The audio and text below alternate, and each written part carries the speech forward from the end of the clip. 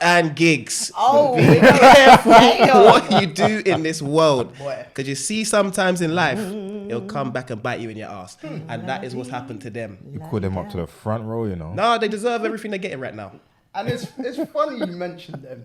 As you can see, I've got my drink for this. Because I know our guest, Denise, was it this year or last year? Whenever it was. Yeah. I know you went to their show. Oh, okay. See, that's what happens when people follow you on Instagram. Like, you stay out my business. So, yeah, okay, yeah, I did go to the show. Yeah, I did. No, yeah. obviously you're a fan of them, innit? Okay, yeah. Why are you getting defensive? I'm not getting defensive. I'm not. I did go to the O2 show. I did, yeah. When was it? Was it this year or last year? It was this year. So you paid your good money to go and watch them. I did. No, bro. I think we spoke about. We didn't speak about it on the pod, but when we were speaking before one recording, I was like, people were flying from Europe to come and watch. Yeah. them. Oh, really? Yes. Yeah, no, to give were context, flying. yeah. Like, so I can't even remember when I started following them, but a main reason as to why I started following them is because I like the structure. I like the structure of their pod. I feel like it was very almost TV show-esque. It was very, you could watch it every single week and know what you were going to get. Like, they opened with a question. They did a dilemma. It was a quiz or some sort of something to be interactive. And I know that because James always says like he's like super into podcasts, so he almost studied it like as a thing. Right. Like that's his. He like convinced Fu how to do it and blah blah blah blah. So I feel like the way in which what differentiated them for me was the fact that they kind of set up their pod like a business, and I feel like this is where they've gone wrong, because for me personally, I didn't necessarily watch them for them, if that makes any sense. I'll try and land. I don't feel like they injected much of their personalities, as in what they believe, into the pod.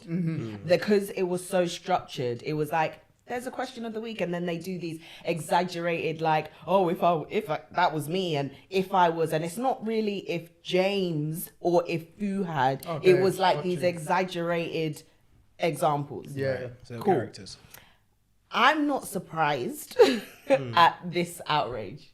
And that's why it's so funny, because like obviously it's been everywhere. Literally, I was in the car, BBC News, white. Yeah. BBC News. One Yeah. thing, BBC News, they Like- literally like to capitalize. I never expected it. So I've been talking about it all week, like with my fiance and stuff like that. And he was just like, you're going to need to answer like to your friends because you were watching it. I was like, I'm not surprised that this happened, because if you watch them like and you pay enough attention, like, This is what you The signs were there.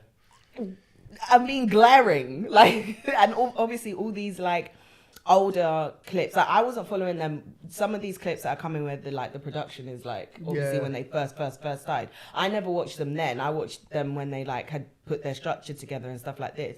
And all of these other new things are coming out, and I'm just like, yeah, like, really, guys? They went to a different country. They got flogged. That's what happened. Yeah. They flogged them, and I think they went on the wrong pod, you know. To be But fair, that's you them, know, though. you know, do you know about the flagrant? Because I know you know about it. Because that pod I watch anyway. And you see the stuff that they say on there, yeah? They say those kinds of things about everyone all the time. But it's up to the guest, yeah, to kind of stamp it out. Otherwise, Yeah. it'll go far. it's a Because problematic. all of them pod. are comedians. Yeah. So they The two major people there, Akash Singh and Andrew Schultz, they're both comedians. they get away with saying anything. Yeah. I mean, do they? I think that there are problematic podcasts, like with or without, who like there's Andrew Schultz. Yeah, even without the guest. Without the it's guest, mad. I personally think their podcast is problematic. Like, racist jokes are not funny. No, they're not. just not funny. They've got a market for it.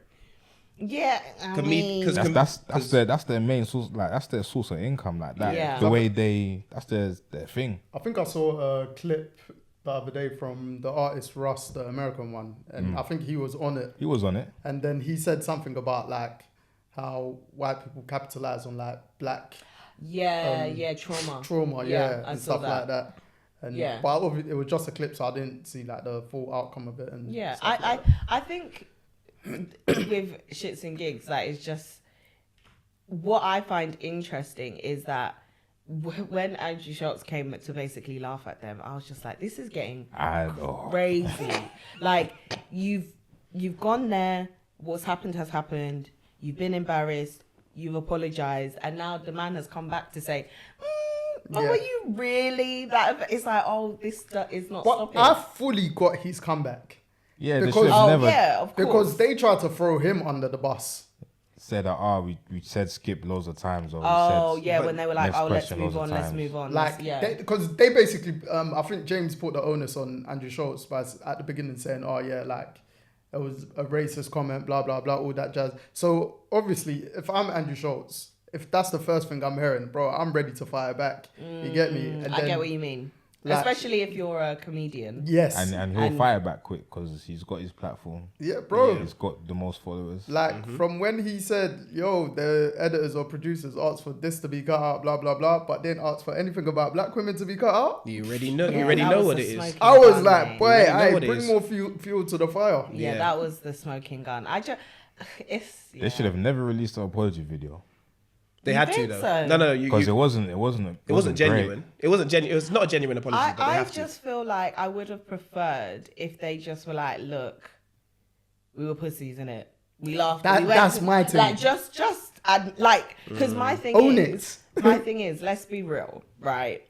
You laughed because you found it funny. Right. Okay? Like that's the bottom line. Yeah. You laughed because you found it funny. Even if you were uncomfortable, which cool. They weren't uncomfortable. Even if I think Fu slightly was. Yeah, no, let's because I feel like if you're in those situations, you can hear an uncomfortable laughter. But he pushed back quite a bit. Yeah, I watched a longer clip, or he basically said, "Well, that's your opinion." It was basically that's when he was talking about Nigeria. Oh yeah. That was a different part. But this is I hear what you're saying. That might have been a bit too far for him. No, but this is literally my point. That's my point. It's like if someone makes a joke, right? Like, your mum's ugly, and you're actually offended by that. Like, you're not gonna go, ha ha ha, and then you don't laugh. Your instinct is not to laugh. Yeah. Meaning, you start messing up camera equipment. Exactly. No, that's you though. But I think everyone. Okay, if someone makes a joke about you, then up to a point where you feel like, this is uncomfortable. Yeah, you don't. I heard that part, but you crash the whole set. The flip side for me is like, for one, if you're going on something, obviously I'm not saying that's going to happen, but if you're going on something where you'll see it as like a big opportunity, I think your instinct is to think, all right, cool. You're naturally going to be positive. Like, give positive reactions. Do you know what I mean? I do. So I do sometimes some people then realize after, okay, shit, I might have messed up in this situation. And I don't know. See, that's where I don't agree. I'm not defending them. No.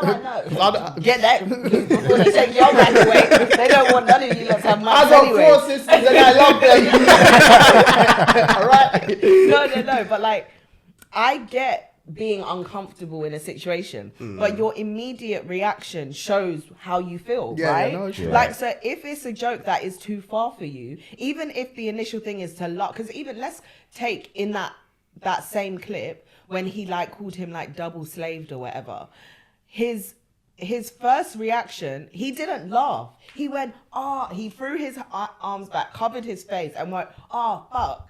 That's somebody that's uncomfortable.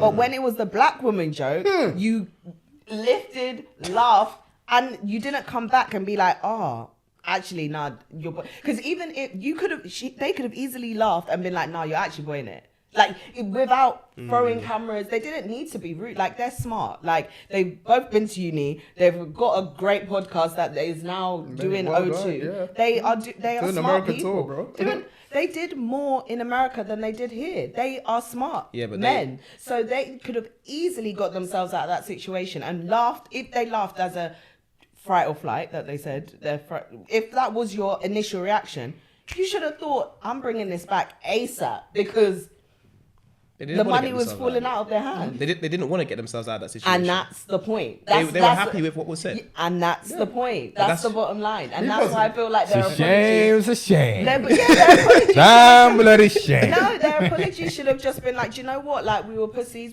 I'm not going to lie. Like, I thought that it was like... we thought we'd get away with it. I really wish they just said that. Been like, I'm not... Because if what Andrew Schultz is saying that...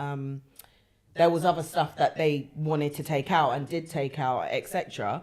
They should have been like, oh, I'm not gonna lie, like, yeah, we messed up. Like, not, yeah, the apology should have been. I just think it was funny when like their old videos started circulating. Yikes. That's the beauty of Twitter /X. It will always bring you back down to earth if you're a regular user of it, or if you like produce stuff on it. And just like them speaking of I think one of their quotes is, if you were a black woman, you wouldn't get black men anyway. Yeah, that was wild. And stuff like that. And I was like, that's wait. Wild. I was like, if you're making errors here and there, sometimes you'll get the benefit of the doubt. But it's not an error. No, it's not an error. And my thing was like their long-term like followers. Obviously, like you said, you weren't a follower from the beginning, and I know that anyway. I was just triggering you small. But like their long-term followers, what I said to Jacob, I was like, what had changed from then to what you heard in America, like for you to now feel aggrieved about it? But did they know? So you mean like, why now? Yeah, like episode 1 to 100. For some people, they'd always been aware of like some of the things that they say. I can tell you exactly what happened. When they started their podcast, first of all, as somebody that went to their show, their demographic is not, as much as the outrage is now, their demographic is not black women. Can I ask you a question Yeah. then? If their demographic, so they didn't know their audience then? No. They. Have they Here, got a in lot, the UK, in the UK, they've they're got a in lot the of black women in America now. That's what I was going to leave But out most of to. their So audience when, is America. yeah, so here in the UK, that's what I'm saying. They thought they could run to go on the plane and not have to answer to what happens when you come home. That's what happened. Here, when I went to their show, like I was like, oh wow, this is a really eclectic crowd. Like it was very, very diverse. Like there were people that traveled from like Quay Island, like in the valleys. Bro, there was. That's not that far. I know. I thought you were there somewhere. I didn't go like Middle East. On that one, I saw like a couple like Eastern European people actually flying for. Because I actually went on their repost of like the people that were flying over, and I was like, raw. People are really like coming from Europe. Obviously, I saw the island. That's not far. No, I couldn't think of. Basically, you're not wrong though. You're not wrong. A nice way to say there was just a lot of white people there. Yeah. And I thought, oh wow, like this is like Eastern European. This is interesting. Yeah, different European countries. That's funny. Please, but like so, I think what happened is that Black American women popularized them. Because remember, when they went super viral was because of they were making these like teetering, like, you know, sus like comments, and they went super viral, and all the Americans thought that they were so funny because they were bringing like snippets of our culture to America. So Americans got this perception of what it was like to be a black Brit through them. Okay. So then they've now gone to America and made a flippant like era of talking on black women. So now people in America are like, bro, like what? So black women in Britain aren't offended by them. And it's like, no. They're not even our demographic. Like they're not speaking for us over here. Right. And I feel like that's where they kind of went wrong, because that's why they decided not to take that part out, because they thought that they would. It was fine, yeah. I don't think they represented the normal black British brother in London anyway. No, they don't. Because and that's the thing. Because some of the things, I've only watched a few clips, but one of my boys sent me a clip the other day, and they were talking about slang in London, and they said something, and they're like, "No, I know what you're talking about, nitty." Yeah, and they were like, that was wild. They're like, they don't understand that these words weren't used. I was thinking, what London are you from? Yeah. They said nitty wasn't used. Yeah, so they went on American Pod. It was the American. I used it just the other day. Poor Minds. Was it Poor Minds? Is that the one with the two girls? Yeah. Lexi, so they were like, we know one, we know slang. What about nitty? And they were like, nitty? Oh, I've never used that. And I was just like, this. And it's so funny that I'm having this conversation now, because I had the exact same conversation with my fiance. I was just like, it really irks me when people go to America and don't explain that there's so much diversity even within our black space. Like, yes, you're from London, but South London is its own thing. Oh, 100%. Okay, like this part of like, trust me, like you can't tell, because now everyone in America thinks that he's not even from South. South London. Yeah, but are you really from South? Yeah, he is. Are you mad? Why? Nah, he's South through, mate. no, but it's I give it to him. But this is my point. You ain't got no We're choice. But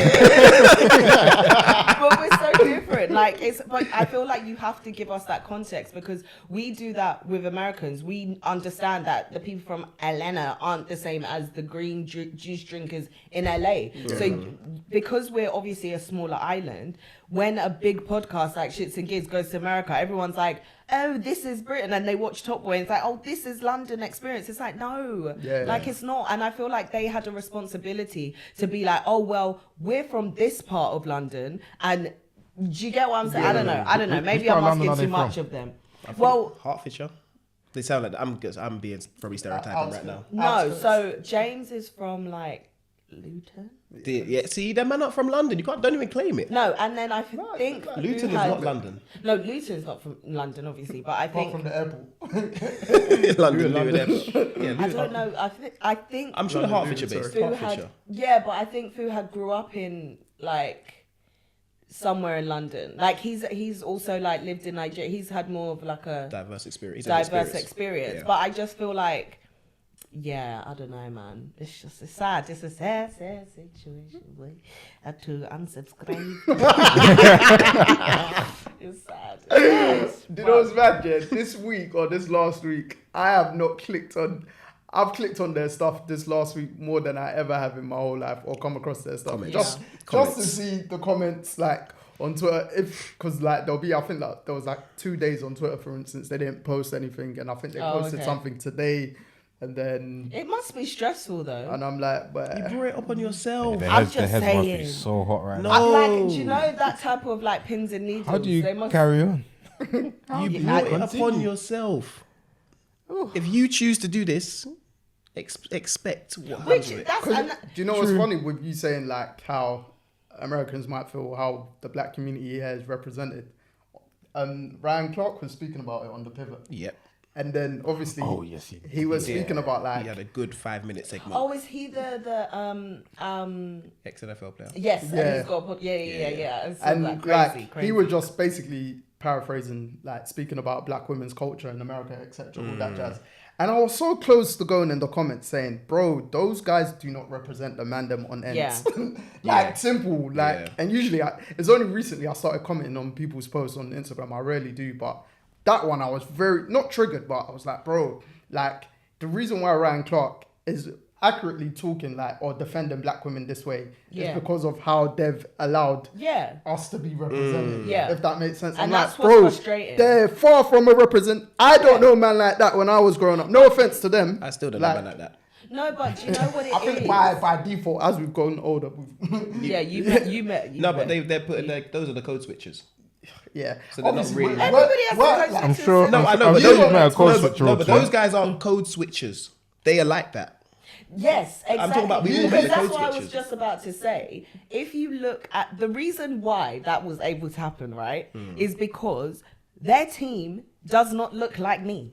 Right? No. They ain't got no black woman editor. They ain't got no black woman producer. They ain't got black women around them. Because if there was a black woman in that room that was either one of their gyal, one of their producers, a manager, a friend, and that joke was made, are you not looking around and going, that's not funny? Because the person you're offending is right there. Yeah. So the people that they interact with, at the end of the day, I don't know. I've seen that their manager is their brethren from uni or like she's part of their team.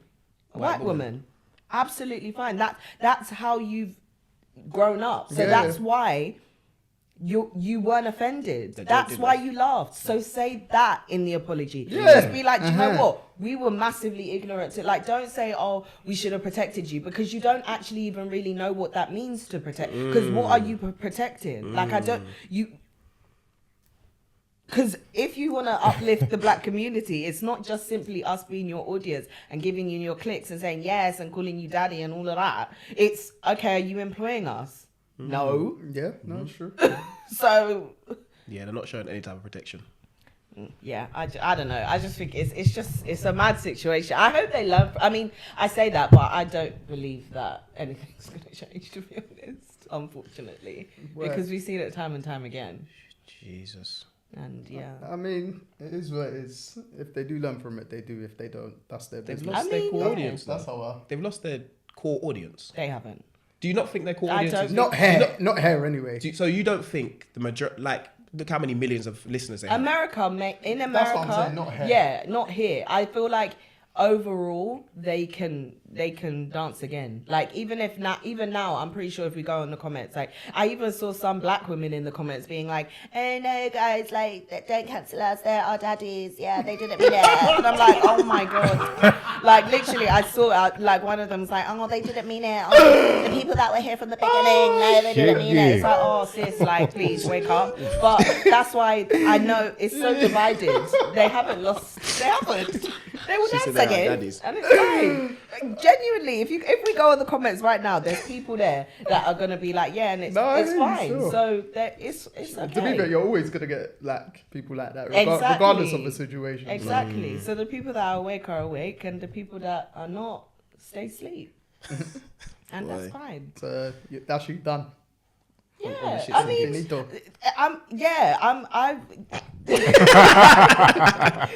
not you. I could deserve it. No, I'm joking. No, but genuinely, like, I'm not surprised by the situation, and B, like, yeah, I'm not getting what I wanted out of them anymore anyway. So, Yeah. Cat Williams said it'll be the year of the truth. Cat didn't lie. Cat didn't tell a damn lie. Cat did not lie. The year's boy. still happening and things are still getting exposed.